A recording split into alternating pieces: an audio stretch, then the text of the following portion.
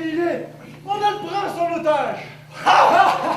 Ambiance survoltée à la maison de quartier des Linandes vendredi soir. La LID, un collectif d'étudiants valdoisiens déjantés, et le Zapping de Paris s'affrontent dans un match d'improvisation. Dans cette nouvelle approche théâtrale, fini le mimétisme et les postures académiques. Place maintenant à une logorée créative et spontanée, le tout encadré par un maître de cérémonie qui impose les thèmes et les pénalités. En gros, il y a plein de fautes. Par exemple, je leur mets, quand il se passe rien, je leur mets du retard de jeu. Donc à chaque fois, il y a un geste. Je siffle dans un casou pour siffler une faute.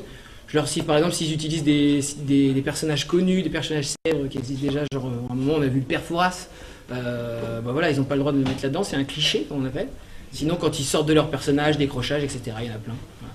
Ainsi, il existe 16 fautes officielles. Chaque équipe totalisant 3 fautes donne un point à l'équipe adverse. À la fin de chaque improvisation, le public vote pour la meilleure prestation. L'équipe plébiscitée remporte alors un point. Si ce soir, les Parisiens ont perdu, ils ne rentrent pas bredouille pour autant. D'avoir perdu, on s'en fout. Non, ça fait plaisir, c'est bien. Ce qui est bien, c'est pas d'avoir perdu ou d'avoir gagné, c'est que le score soit assez serré. Ce qui veut dire qu'il n'y a ni une équipe qui a été ennuyeuse, ni une équipe qui a été bien au-dessous. Ça veut dire qu'on était ensemble.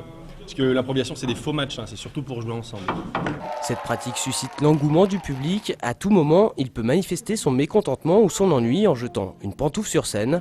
Si cette tendance reste assez méconnue, elle a encore de beaux jours devant elle. Je pense que ça va beaucoup se développer en France, à l'image de ce qui s'est passé un peu au Québec, au Canada. Ce serait bien que ça passe un peu plus à la télé, peut-être, pour que les gens soient un peu plus au courant de ce qui se passe, les championnats du monde, tout ça, parce qu'il y en a.